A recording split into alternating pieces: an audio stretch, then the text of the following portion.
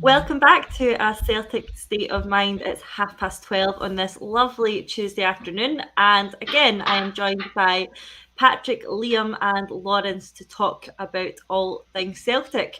And there's a lot to cover today, as there always is in the world of Celtic. So let's get straight into it. And of course, I want to start with the weekend's game. And why not? It was brilliant. It was certainly a scintillating first 27 minutes at Rugby Park. I'm sure we'll agree it really was Ange ball in full flow. And for me, probably the best I've seen us play all season. The atmosphere was great and the crowd, there was a sort of general feeling that this could be any number. Could it be the game that we hit 10 goals? And if we'd kept the pace up that we did for the first 27 minutes, we certainly could. And I do think 10 goals in a game is certainly possible under Ange, but we shall see. But we will take 4-1. We would have taken it before the game. We'll take it now.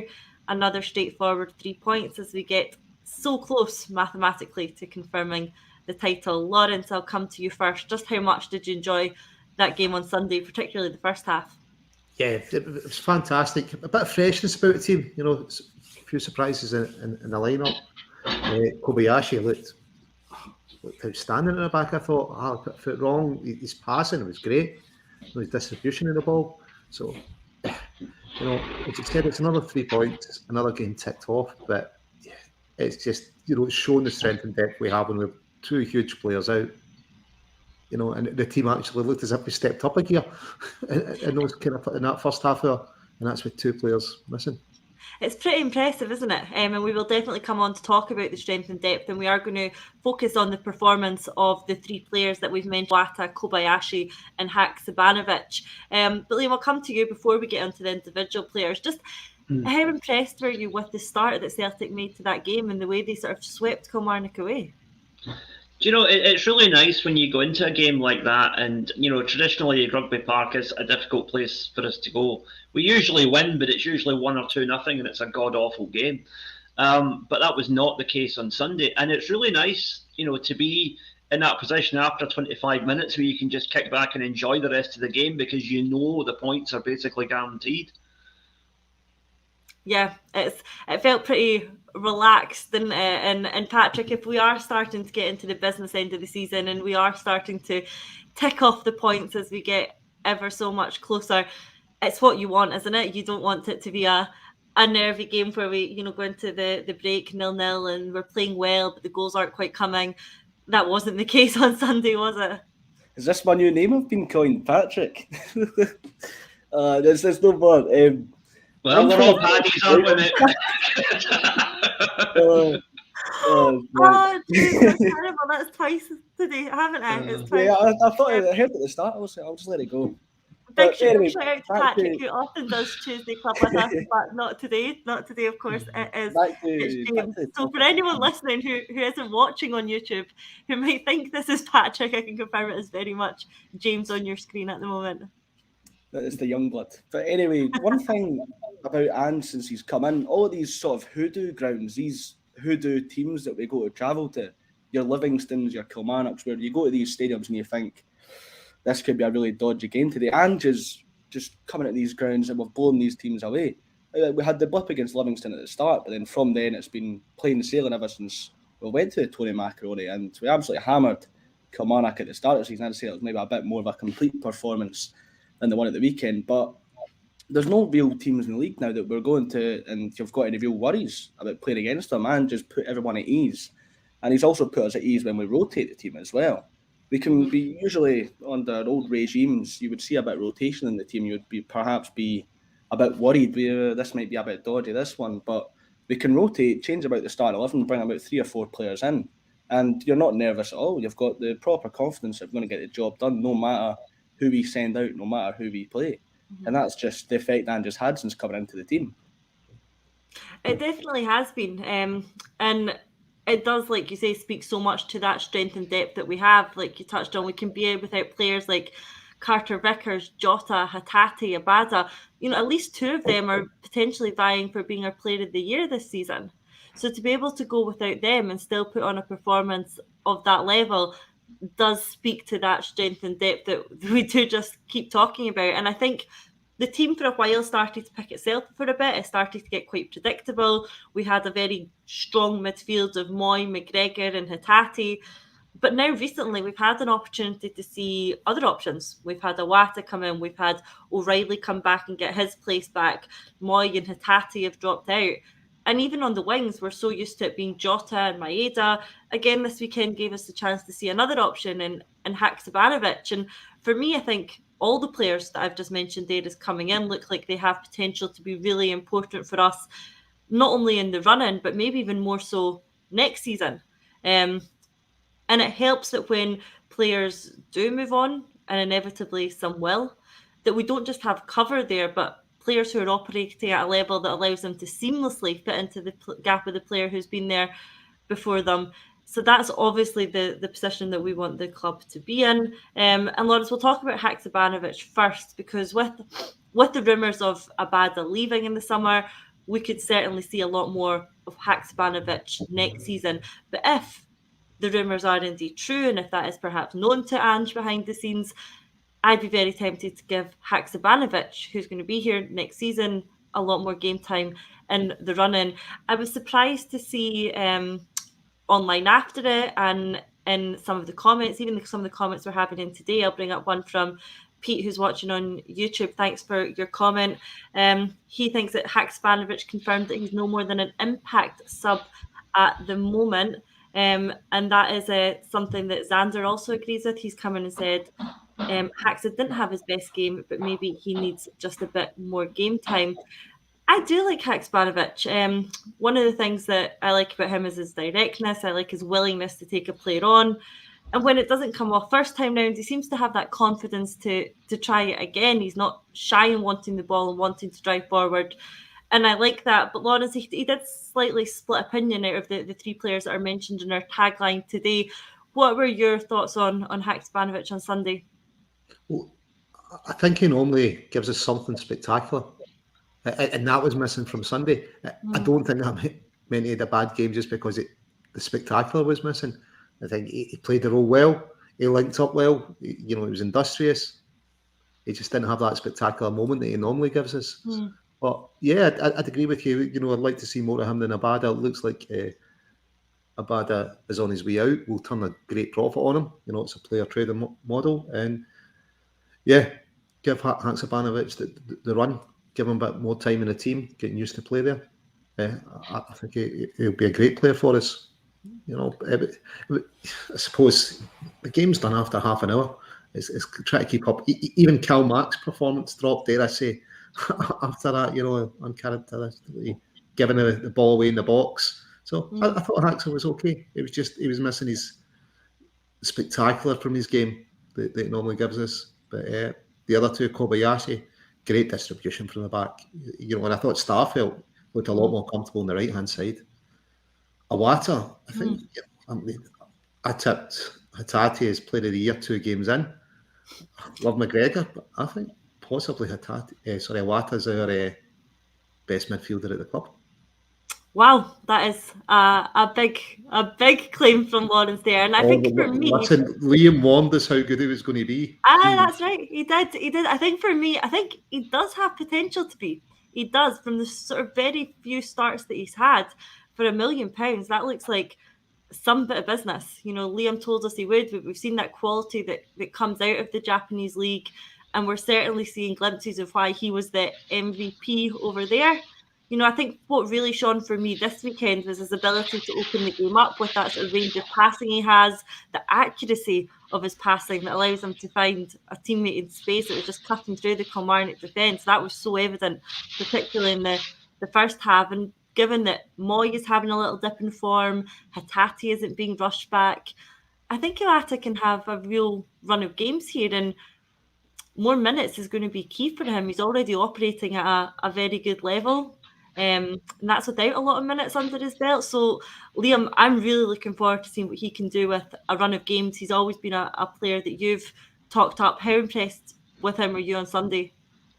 Well, on one hand, yeah, very impressed. But on the other hand, it's merely what I expected he would be, because I knew this guy was something special coming in. And he really has just shown his class. He reminds me a lot, and I'm probably going to get slated in the comments for comparing them, but he reminds me a lot of Paul Lambert, and he's got this calmness about him that just sometimes you can go like 10, 15 minutes without even noticing him, but a keen footballing eye will see that he's there. He's not wasting a pass. He's where he needs to be, and he's doing it really, really well. And yeah, it's very, very much reminds me of like Paul Lambert when he first came to Celtic. That cool head in the midfield who can just slow the game down when he has to, but can also play the penetrating pass when he has to as well. And yeah, I'm really excited for put it this way, of the three names that we've got in the tagline today, Iwata is the one that I think is most likely to get a game in the semi-final. Oh, I think on balance, I think that's probably something that I agree with. But James, definitely not Patrick. James, I'll come over to you on this one. Of those three, is it likely to be Iwata that would get the nod for the semi-final above anyone else on that screen, or none of them? Yeah, I think if you're looking at the squad, if Hatate is not going to be fit, then I think Iwata would perhaps be more likely to start. But just on Iwata, I think I've always said he really needed to get some minutes going, because I was worried the first sort of 2 or 3 months where it didn't really look like he was going to get any minutes. Callum McGregor is the real nailed-on player in that team, but he's really starting to find his feet now. He's such a cool figure, calm and composed and strong as well. And he showed that. I don't know if he would start, but just to come on and sort of temper the game down when things are starting to look like they're getting out of our control, the game is starting to get a bit more chaotic. Bring someone like him on to calm the game down.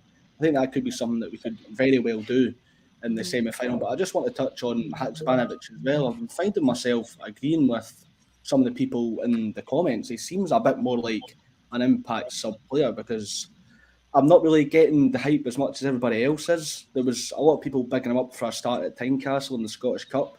And when he came in for that game, I thought he was very quiet. I didn't really see much from him. I'm not seeing what everybody else is. But when he comes off the bench at home, where we're controlling a bit more of the game, I think he's really thriving in those situations. But as a starter, I think I still need to see a bit more. I think you make a very good point there, and it's something that we've discussed before, is that if you are a fullback and you've spent the first 60, 65 minutes of a game going up against players like Jota and Maeda consistently, to see someone like Haksabanovic come off the bench and, then have to face them for the remaining 30, you're struggling. You've had a hard 60 minutes. The legs are maybe not feeling as good as they were in the first half. And the game's usually away from you by then. So Haksabanovic has a very different prospect coming on to run at these players after 60, 65 minutes than he does from the start. And a comment here on YouTube made by Celtic follower, thank you for watching. He says, I'd start Iwata and perhaps swap Starfelt and Kobayashi at half-time.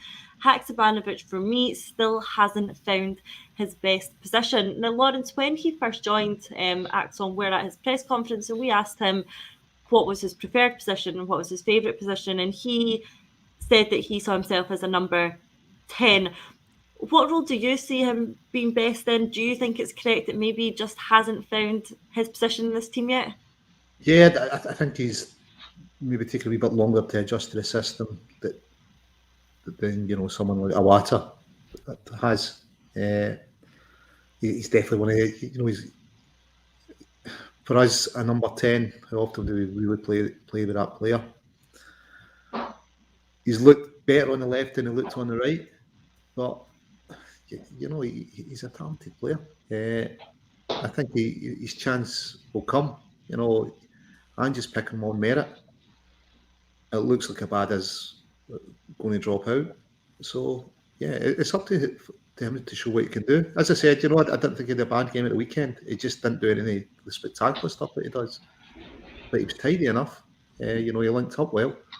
So, for Haksabanovic, it's more than likely he's going to be competing with Maeda on the left from what we've seen of him. That seems to be where his better performances have come. But, will Ange, I've been warned that he sometimes plays a double pivot. Will he change up next season?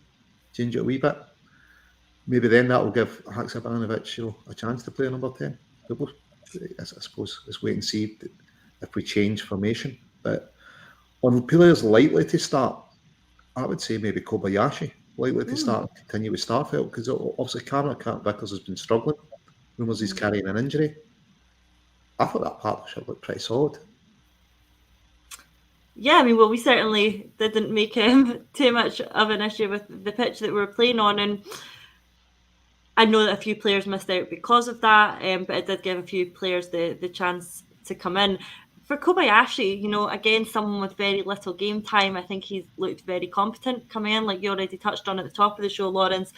His distribution was excellent, and we know that's such an important feature of the football that Ange likes us to play. It looks like Kobayashi is going to fit into that system very well, and we're not surprised at that given how good the scouting has been. But for Kobayashi coming in, it was always going to be very difficult to split up a partnership of Starfelt and Carter Vickers, who, hadn't lost the game together. But he was going to get his chance if one of them needed to drop out, and he's taken it now, and he's taken it really well. I think he looked strong, he looked competent, and he's still young. He's only 22 years old. So I think there's definitely plenty to see from him. And again, someone I think that we might see a lot more of, particularly when the league is mathematically over. I think if Carter Vickers is carrying this injury that we've heard about, then it's an excellent chance to give him a bit of a rest and bring in a player like Kobayashi. And again, it comes back to something that we've talked about, is that the players who are coming in don't look like a drop down from what we already have. It looks like someone who's competent and able to come in and fill the position of the player in front of them, which is an ideal position to be in terms of strength and depth. And one thing that, we've touched on is how good the signings have been. Kobayashi is another one of these who looks really like he just fits the system so perfectly. And I think we've got really lucky with Ange and his knowledge of the markets in Japan, of his knowledge of, Korea, finding and I think that has been something that's been really important to us over the course of the season. And again, I feel like we've got a player who's ready to step into every position that we have on the pitch. And I think that they've probably behind the scenes got a list of one or two players who could be scouted and recruited and step in, and we're planning one or two windows in advance. And Kobayashi is a key example of that. Liam, I'll come to you on Kobayashi. Do you expect to see a lot more of him coming in? Do you think that he's someone that, could quite easily partner Carl Starfelt in the absence of Carter Vickers? Absolutely. Yeah, and I think that Kobayashi speaks to the one really significant, I think the most significant change that we've seen since Ange came in is this idea of signing players who can step into the first team before we sell the current player in that role. We signed Johnson a good 6 weeks before we sold Juranovic. We have Kobayashi there, and he is ready to step in and be a starting centre back if either Carter Vickers or Starfelt move on in the summer. Now, I hope they don't, because they are our strongest centre back pairing. But if they do, I have no qualms whatsoever about putting Kobayashi in there as a starter. And I think that Iwata is the same. He's come in with a view to possibly, in the event that Matt O'Reilly or Reo Hatate had a ridiculous offer on the table to go somewhere else, Iwata can step right in there. And as we've mentioned on the show before, Europe next season, we might have to play two more sort of deeper midfielders. And I think that, Iwata could do that alongside McGregor, no problem. Just to touch on the Haksabanovic thing, I've been saying from day one that I think we play him out of position, and it's not really fair to the player at the moment.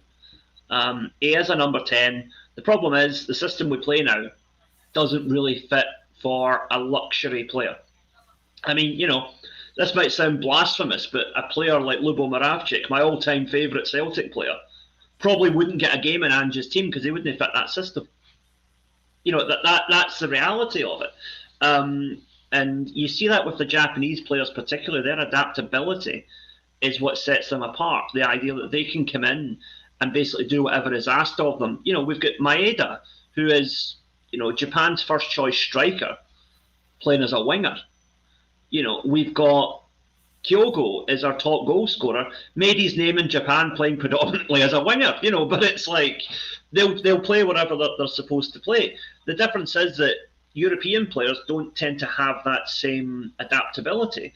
So I think that's where Haksabanovic has kind of hit a wee bit of a wall. I can't fault his effort at all at the weekend. I thought he was excellent in terms of effort, but just one of those games where it wasn't really happening for him. And unfortunately, I think with European-based players, you are going to need that wee bit more bedding in time than you do with Asian players. Yeah, that might well be the case. And it is good always to have your insight of that league and that market, which is great to add to the discussion. And one player that I wanted to touch on as well, who's obviously come over from Japan, that we can't get through a show without talking about how good he is at the moment, James, is Kyogo.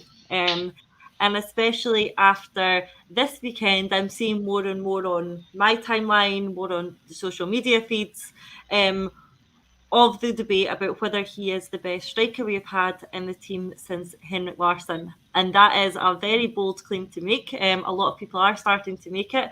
We've had a lot of excellent strikers between Larsson and Kyogo, but Kyogo has to be up there, doesn't he? The records he's breaking at the moment, the goals he's scoring. And it's not just that, it's his movement off the ball that's so excellent as well. Defenders just can't keep up with him, and it's that space he makes that creates the space for other players to drive through. When he's on the ball, it's his technical ability with his feet that enables him to score so many goals. And the first goal at the weekend was really, an example of that. It was his pace that got him into the position that he was in, and where a lot of players, especially strikers, would have taken that shot on instantly, he was able to turn back, create an angle, produce a tidy finish, all while remaining in total control. And for me, it's that technical ability and that pace that sets him apart from anyone else in the league, and puts him right up there in the discussions of our top strikers since Henrik. James, how do you rate Kyogo when you're putting him in that sort of context? Are we quite right to be talking about him as the best since Henrik, or has he got a little bit more to do for you? Yeah. I think it's too difficult an argument to make him the best since Henrik Larsson, because I rated the likes of Moussa Dembele and Odsonne Edouard so highly. We've just been lucky to have so many phenomenal strikers, and when Odsonne Edouard left, I might have been worried who could have filled the gap, but 3 weeks before that, Kyogo signed and took the lead for an absolute tear. The defenders, they have to second guess themselves every time he's in the box. You look back, he's going one way, you think, all right, I've got it sorted, I'll cover here, we're fine. But no, he's going the other way and you're completely caught out. He's too quick, not just his pace, but his football and brain as well. It's so rich. He knows exactly what to do, where to be at exactly the right time. And I don't know if anybody's seen the documentary that's come out recently from Japan. A few people have translated it to English, but it just shows how strong he's been, not just him, but Rio Hatate as well, to come back from not getting picked for the World Cup. For a player that could have easily been a dent to the mindset, but you could maybe even say he's got better since the World Cup break. He's just an absolutely phenomenal player, and I just want to see him get a real crack at Europe next season. The Champions League next season will be a real test for him, but I hope he can succeed.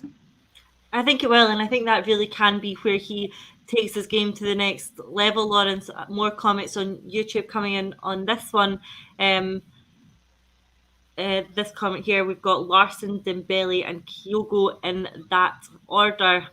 They are such different players, Dembele and Kyogo, aren't they, Lawrence? It's almost impossible to compare. But the fact that Kyogo is being spoken about in those sentences alongside those names just shows the impact he has had.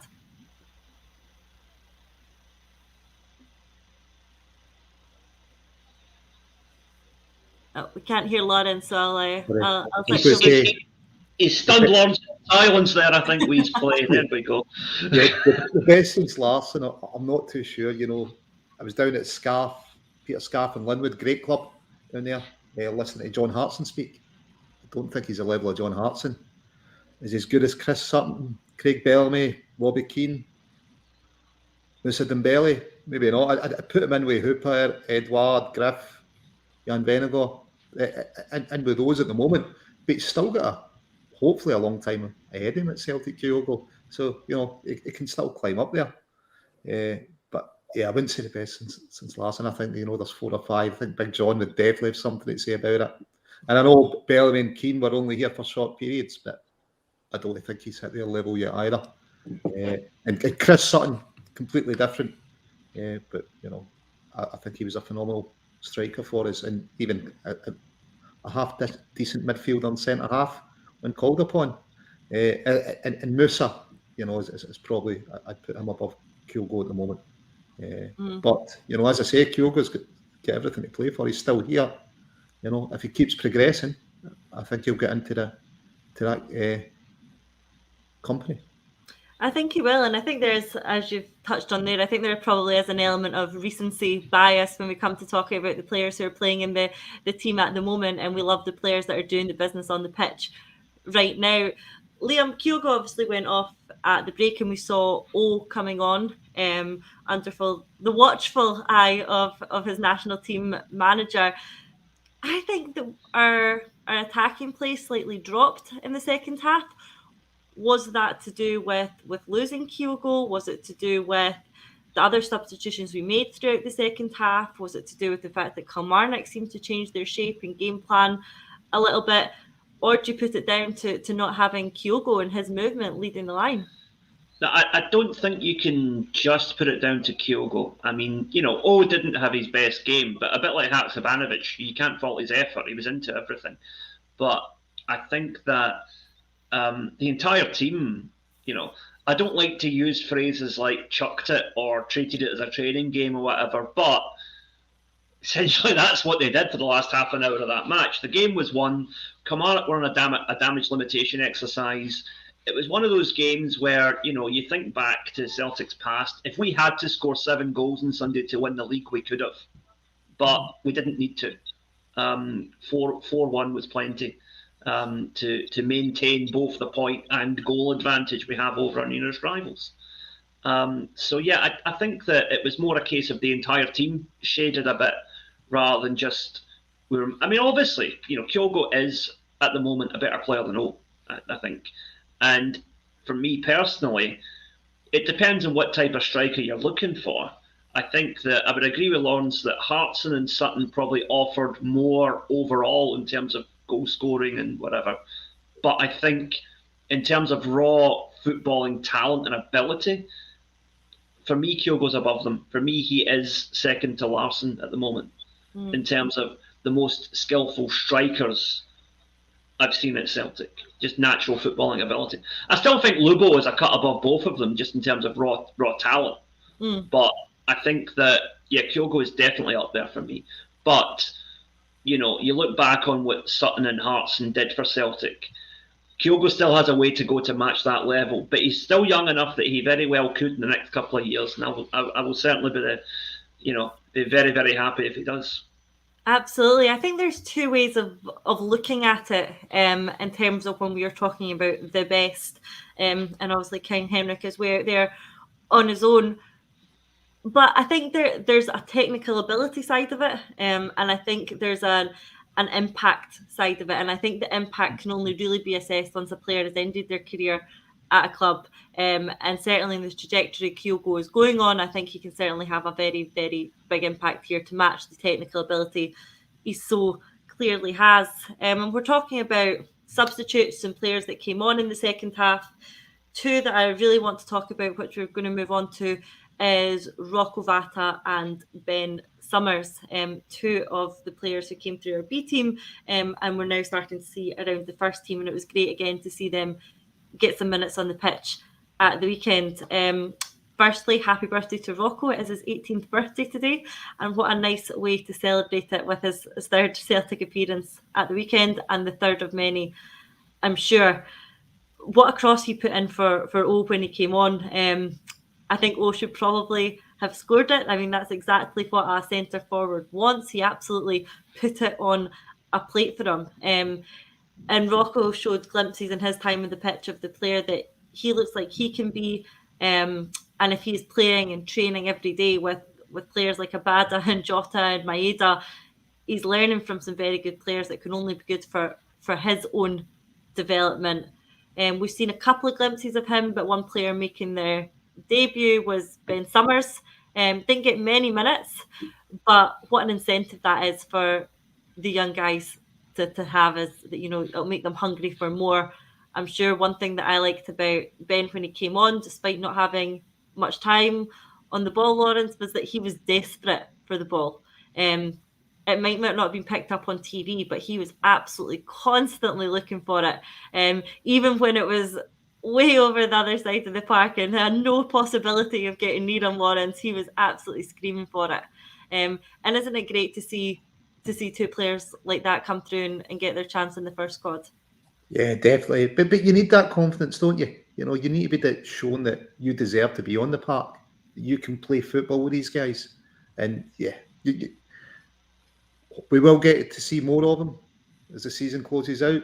You know, Rocco's been, had a few more minutes in him, and I think the boys below them, they'll be looking and saying, look, there's a pathway now. There's two boys breaking in. And this is something we heard about Ange. You know, he develops young players. And, you know, that period now, we were warned the second season's better. We're starting to see young players coming through. He spoke about, you know, when we lost Oka, it was maybe just a wee bit too late. We'd done everything we could to keep him. If Ange had been an earlier, Doak might have stayed, who knows?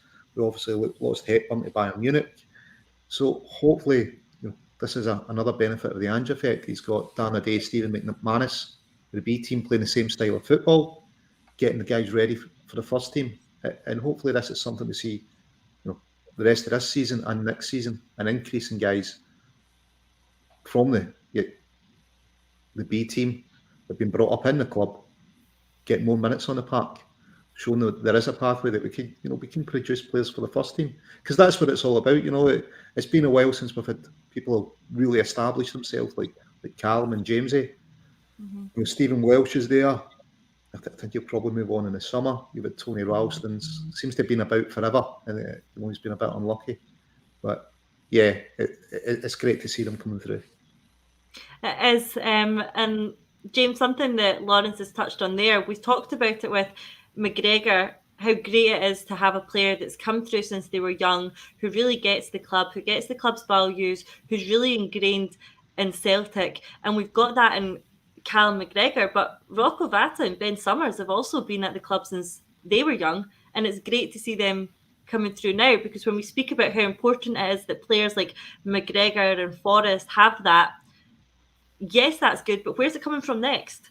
You know, it's such an important part of our dressing room and such an important part of the team and what we're trying to do here. When it comes to McGregor and Forrest eventually moving on, you are looking for, okay, where's the next generation that has been at Celtic since they were young, who does get it, who do get the club, who can impart that on the new players that we have coming in, who might not have grown up with Celtic like we all have. McGregor and Forrest, and there's been players before them who were that. Who are we looking to next? Who's going to be the next McGregor and Forrest? And the two that seem to be breaking through at the moment are Iwata and Summers now. And again, two young guys who have been at the club since they were young. But how important is it to have that Celtic connection continue throughout the first team squad? Yeah, there's nothing better than seeing boys coming through from the academy as well that become first team mainstays. And it feels like it's been a while since we've had a real starter player come from the youth academy. Stephen Welsh and Anthony Ralston have both come from the academy and they've been decent players, but they're not starters.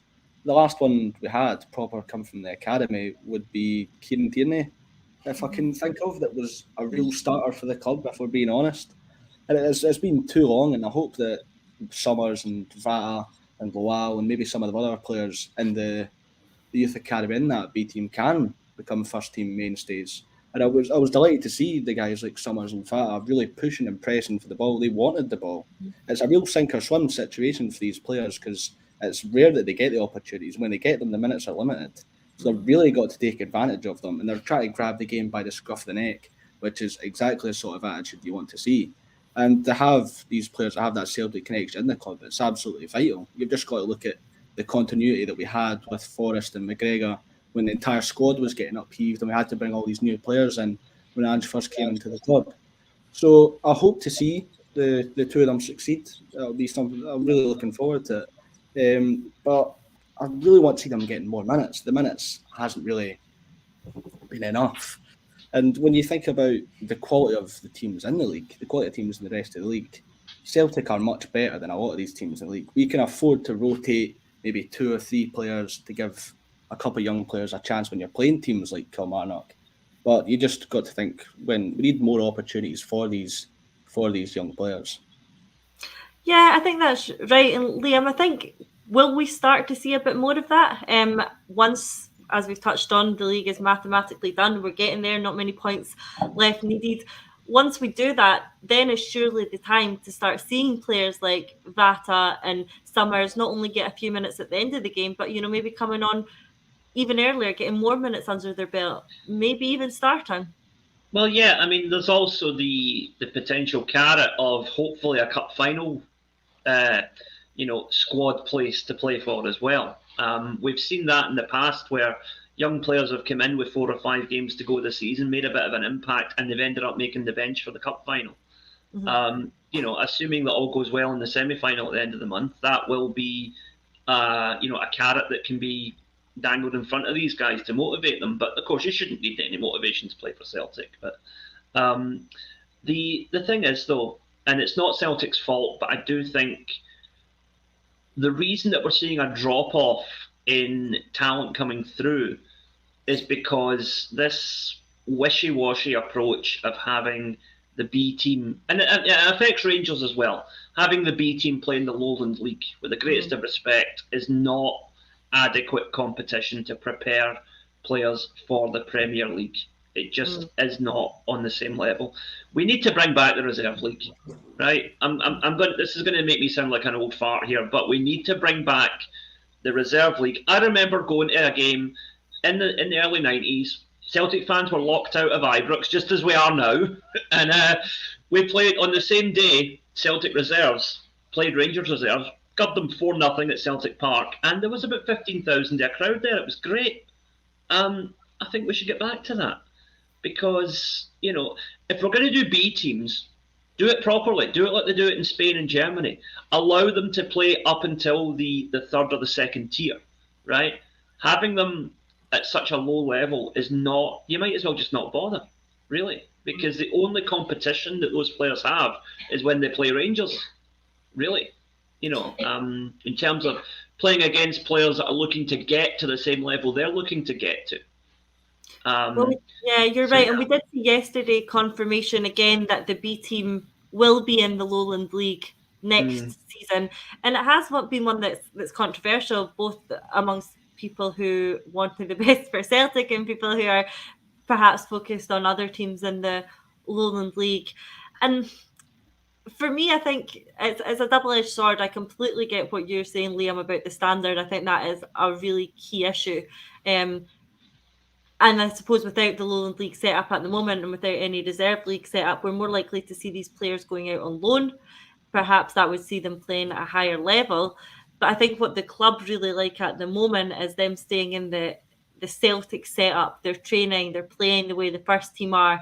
It makes it easier for them to make that transition. Obviously, having had Stephen McManus working with the first team, now working with the B team, that connection is so strong that should make it a much clearer pathway for the players in the B team to transition into that same position in the first team, as we've perhaps seen for Iwata, and now maybe Ben Summers will start to do that as well. So I think the club see it as a good thing. I think you're right that the issue is that these players are not playing at a very high level, and they're not all that young. We're talking about guys of 17 and 18. And you have to remember, when Iwata started and was regularly starting for us, he was only 19. So, the gap isn't that big, and the gap between where they are and where we want them to be at a level like Iwata still exists. But I hope that by continuing to play the B team, continuing to have that Lowland League set up, the players do see more of a pathway into the first team squad, and that hopefully makes them opt to stay at a club like Celtic. We saw it, like Lawrence touched on, players like Ben Doak, who were in that setup, who chose to move on to a club like Liverpool. And like Lawrence also acknowledged, I think it was probably because Ange wasn't quite in the door enough yet and didn't have much of an influence over that. But players like Iwata, who really do seem to have such a strong future ahead of them. We want them to see that staying at Celtic is absolutely the best option for them in terms of development, the best option for them in terms of their career.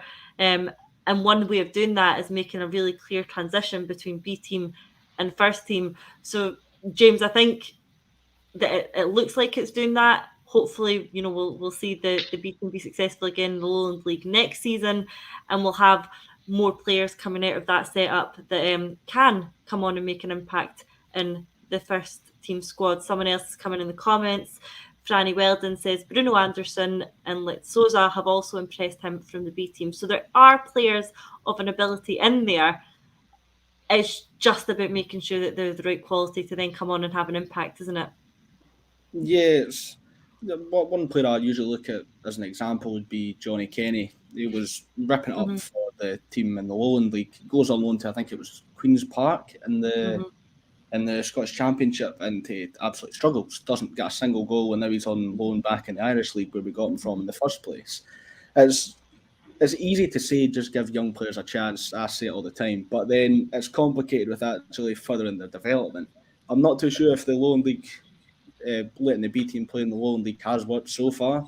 Has there been any players that have come through and have been a rotation or a starter player so far? Not that I've seen. But with the loan system could potentially work. Cal McGregor's loan at Notts County really made his career, really sort of put him in the fold for Celtic. So it's a really hard one to think about. But you've got to give this Lowland League experiment a bit more time and see if it can work out. But the signs that I'm seeing so far is that it's not working for Celtic. The teams in the Lowland League are not happy about the B teams being in the Lowland League anyway. I'll give it a bit more time and see how this experiment goes, but I've not really seen any signs so far. I think so. Another comment coming in on YouTube says Quinn, Murphy, Cummings, Anderson and Brooks could all break through next season. Lawrence, I know that you watch a bit of the B team as much as you can when it's not clashing with the first team. Who out of those names on that list do you see as having a real chance? For me, whenever I've watched the B team, obviously putting Lawwell and Summers, Vata and Summers aside, it would be Lawwell who's the one for me who's looked like he could come through and break into the first team. But again, when you're looking at him, he had so many players ahead of him this season, not least of all Carter Vickers and Starfelt, and then Kobayashi came in. Moritz Jens was there as well. So, there are so many players to get through before he gets a shot in the team. Yeah, there's a lot of competition just to get in the match day squad that remind the team. I know Cummings come on. He scored a cracking goal by all accounts. Was down at Peter Scarf for their 75th anniversary down in Linwood. No one's been to that club. Get along. Absolute cracking Celtic Sports Club. And Tosh McKinley was there, and he'd been taken in the B game for it to report back on it. And he was saying, Cummings come on and absolute cracking goal. Takes a long line, beats a couple of guys, sticks it in the net, and gives us the win. So I think William's right. It's not of the level of the old reserve league, which was also great for bringing players back from injury. I can remember being at a game at Ibrox on the Saturday with 37,000. It was the biggest crowd in Britain. And we played it Sunday in at Hampden on the Sunday, and it was the biggest crowd in Britain. So that weekend, both games, which Celtic won. I'm pretty sure it was 2-0 at Ibrox and 3-1 at Hampden. Won both the games. Which wasn't common in the 90s, so it was a pretty memorable weekend. But the Lowland League's not at that level. Yeah, we need to give it time. Yeah, we need to utilise the loan system as well. But it's good that, Ange's got the coaches teaching them the same way, they're learning the same way. It gives them the best chance of slotting into the team. They're not having to learn anything different. The setup's the same. Is it, Lowland then out and loan? Maybe, but if you're good enough, when I saw Doak play and he committed for the Save call game, I'd said he would never been out in my match day squad and starting him the next day. Because you could see the talent the boy had, and to have a chance of keeping him, you knew that's what you're going to have to do with him. We didn't, we lost him. As good as that and Summers have looked, I don't think they've looked quite as good as Doak yet. But they've got time and they're still here, which is the main thing. Iwata could have had an assist. Both put it away. We need to find a way of developing them quicker. My dad used to go on about, it was great when we put them out in the juniors. So I suppose this argument's been going on forever about how we get the reserve players or the players coming through the ranks ready for the first team. The juniors wasn't good enough. My dad has shown me Jock Steen was on about getting a team in the old second division as it was then. Yeah. And following the Spanish model. Maybe that's the answer, but we need to keep trying. Different things. The coaches, I think, they're doing a good job up until a level, because you're not getting teams like Bayern Munich and Liverpool coming in because we're not producing players of the right standard. It's just bridging that gap and bringing them up to first team level.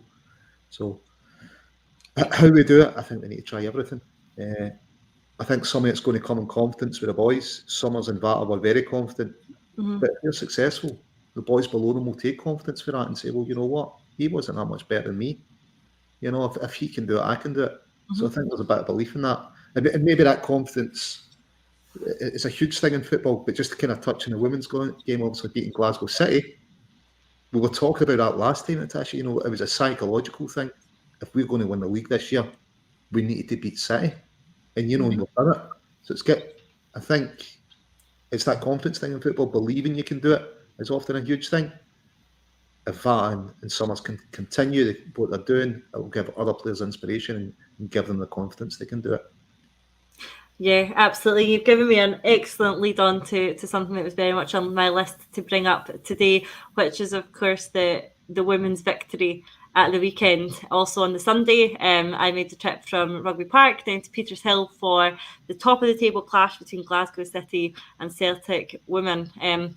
For context, for anyone who isn't aware, Celtic went into this game 8 points behind Glasgow City, and anything other than a win would probably have put the league to bed. And Fran acknowledged that when we caught up with him midweek. He said that anything other than a win was a very bad result. And Glasgow City were favourites. Celtic have come close to them in recent games, but they have been unbeaten all season. They were at home, they were league leaders, and they were very much favourites for this tie. While Celtic haven't quite been on the goal-scoring form we've been used to seeing them have over the last couple of weeks, but they were in some form on Sunday. For anyone who didn't see the game, which was on BBC Alba, from the first minute, Celtic were just so up for that tie. They were so aggressive, they were so attacking. It was just such a well-deserved win. For anyone who didn't see it, Celtic took the lead early, a 15-minute goal from Natalie Ross, before a great finish from Natasha Flint made it 2-0 at half-time. City pulled one back in the second half. Celtic missed a couple of penalties. We had another header from Caitlin Hayes, another goal from Tasha Flint, another goal from Glasgow City, and the game ended up 4-2 for your very quick 20-second summary of that there. But in terms of the game itself, it's massive in the context of the title race. But like you touched on, Lawrence, also massive in terms of Celtic laying down a marker of how they can play and showing that they can actually beat Glasgow City. So, Liam, we've got another Celtic side very much in the hunt for a title. The gap's now 5 points. There's 7 games remaining. They still have to play Glasgow City at home. Glasgow City also still have to play Rangers. That's tomorrow night. So they're close. They're right in among it. And I would definitely encourage people to watch, to support, to get along if they can. Liam, I know that you do watch it when you're able to. And it's just great to have another Celtic team in the hunt for a title, isn't it? Yeah, and it goes back to what what you and I agreed on a couple of weeks ago, and we took some flack in the comments for saying it, but I'm going to say it again. Put a few million quid into that women's team, and we will dominate the women's game to the extent we currently dominate the men's game. That's all it would take. And I watched the highlights of the Glasgow City game yesterday. Actually, I had a wee break at work and I put the game on, and it was great to see. But the one thing was the crowd was pretty meagre, and I thought these women, the level they are playing at, the performance they put in was phenomenal. They deserve a bigger support. So I would ask all my fellow Celtic fans, if you are anywhere near where the women are playing their games, and the club do bear some responsibility here. They need to do a bit more in terms of like scheduling the women and the men to play on the same day as daft, right? If the men are playing on the Saturday, play the women's game on the Sunday, and vice versa, right? Give fans the option of going to see both, because there's some really good players there who I think are still, although people like yourself, Natasha, done a great deal to promote it, they are still flying under the radar a wee bit for a lot of Celtic fans, and I think it's a shame, because what those women are accomplishing with not the best resources compared to the likes of Glasgow City, who have won the title almost every year since the women's game became the setup it is now. We're really doing some great things with the Celtic women's team now, and we are on the cusp of doing something really special with them. If we could just get that wee bit extra cash injection and that wee bit extra support from the fan base, and we have the best fans in the world, we can do it. So everybody, let's get behind them. You're absolutely right. And if anyone is looking for the opportunity to do that, then they are playing this weekend again against Glasgow City on the 23rd. There is the semi-final tie, which is getting played at Hampden. So another chance to come up against Glasgow City. Both teams will have found out a bit about each other from the weekend's game. So the semi-final of the Scottish Cup, Hampden, this Sunday. Tickets are still available. A brilliant opportunity to go out and support the girls. And James, it's something Liam's touched on there, is the support. And there is a really great core support who go along and support Celtic women everywhere they go, but it's smaller numbers. We need those numbers to increase, and it is massively appreciated by Fran and the team. You should have seen them after the game. They spent, all the players, Fran himself spent so long going around to fans, making sure that all the young girls and boys got the photos they wanted, the signatures they wanted, and the time taken just to speak to them. And it's a great introduction for bringing children to a game, is the women's game, because you're still watching Celtic play. You're still seeing a good quality football, but you're getting that engagement with the players that become these young kids' heroes. And I don't know if anyone's seen the clip going around on Twitter of the Arsenal players signing the mascot's jersey, but not one of them, James, even takes the time to speak to that girl as they're signing the top, never mind so much as look at her. And you put that in stark contrast with the way that the girls in the Celtic women team interact with their young fan base. And I know what I would rather take children along to go and see. So, James, how important, is it that the fans do buy into the women's team and do go along and support? Yeah, I was able to get along when they played away at Spartans. The Spartans ground isn't that far from my flat.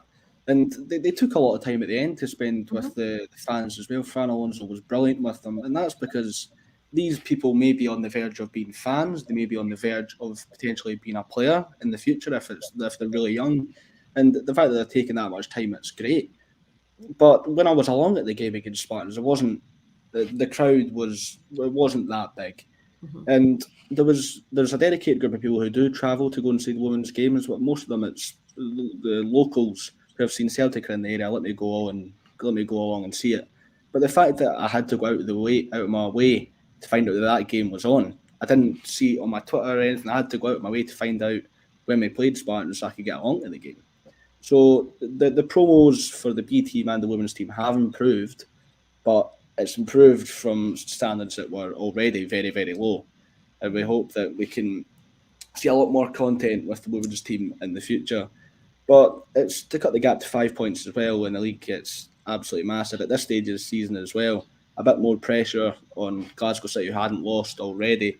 Just putting that pressure on them, hopefully they'll fold, and hopefully the women's team can keep up some good form and maybe even leapfrog them.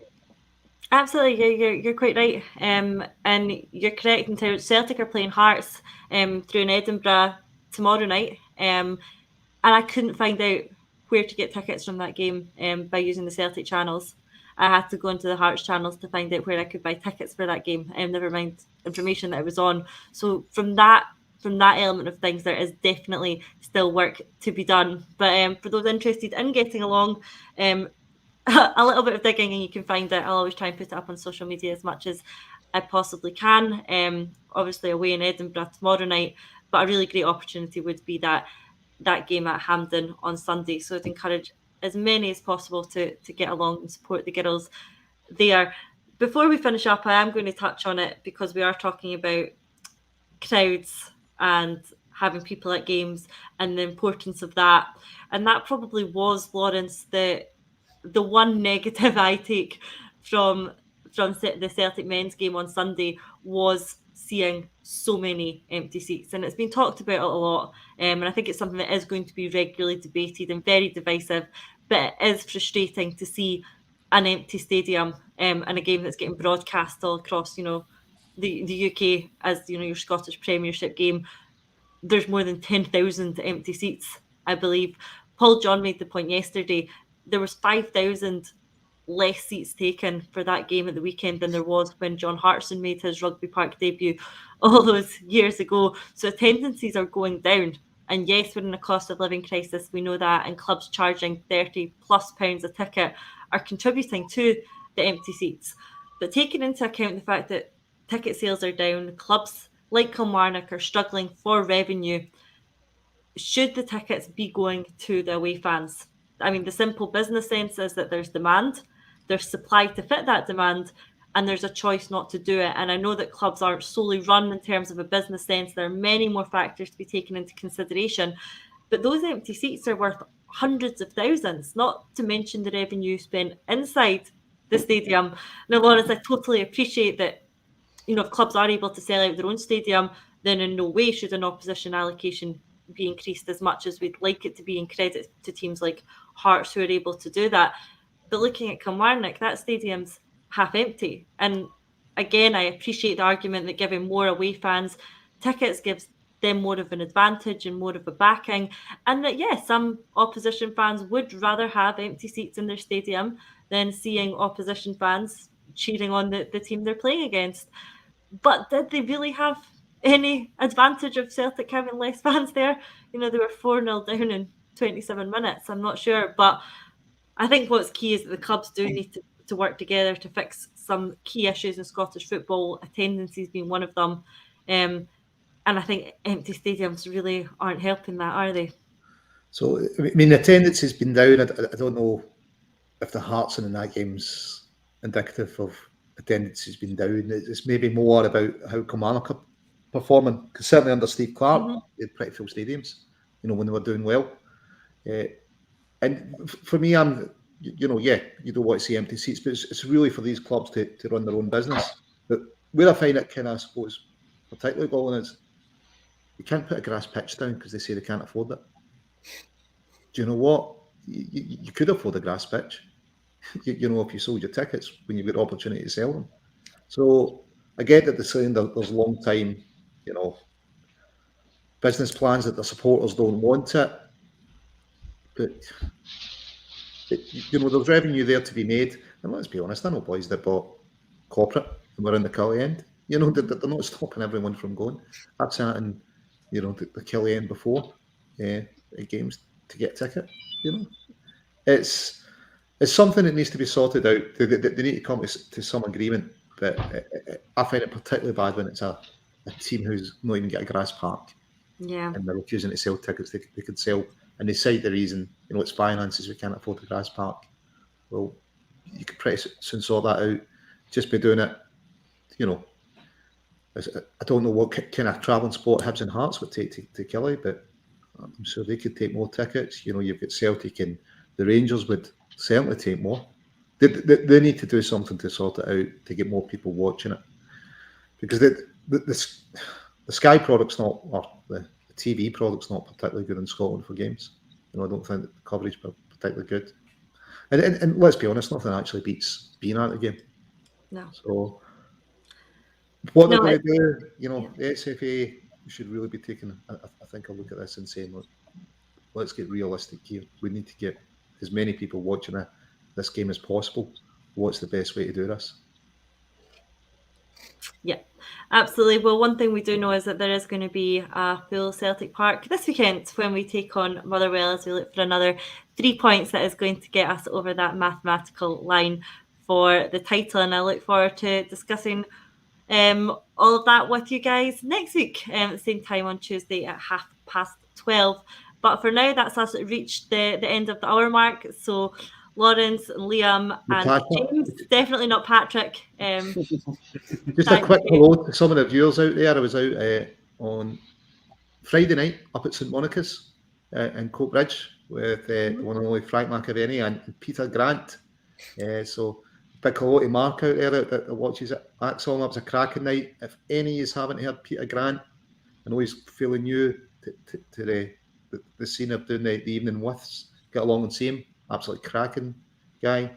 And on Saturday, as I mentioned, 75th anniversary of Linwood, the Peter Scarf Club, and even sent a video message. Tosh McKinley and Big Bad John Hartson down there. And Sean McGee's one of the members there that always watches. Cracking club with Peter Scarf. If your club's looking for somewhere to stop off on the way home, you don't have your own club, stop in there. I'm sure Jamie in there will look after you all. Absolutely. Thank you for that, Lawrence. And we always do like giving shout outs to everyone who we meet when we are out and about supporting Celtic in our various forms. So thanks everyone again for watching. We'll see you at the same time. Natasha, you're out on Friday, aren't you? We'll give a plug to that one before we finish as well, will we, Lawrence? Lawrence has been working hard on an event at along with Kevin from the penalty spot that's taking place in Malone's on Friday. Lawrence, before we finish up, I'm sure we can take 2 minutes to talk about this. Yes, the one and only Super Joe Miller. People of my age will certainly remember him. Winning a cup for us. So we've got Natasha will be interviewing him, and then we're going to follow up with Liam McGrandles. It's so going to be from 7 o'clock till 3 in the morning. A late night, but I'm sure it'll be a great one. If anyone is interested in coming along to that night at Malone's this Friday, there will be funds raised as well for the birthplace of Celtic at St Mary's. There'll be fundraising events taking place on the night. Tickets are available if you go onto the penalty spot on Twitter, or my Twitter feed, or indeed Lawrence's. I'm sure there'll be information about how you can go and get tickets for that event on Friday night, and it would be great to see some of you there. And drop me a message if you are coming along, because it's definitely one that we are looking forward to. But now we do have to call it to an end because we are just slightly over an hour, but I'm sure Paul John won't mind. But again, thank you to Lawrence, Liam, and James very much for joining me this Tuesday afternoon, and I'll see you all next week. Have a good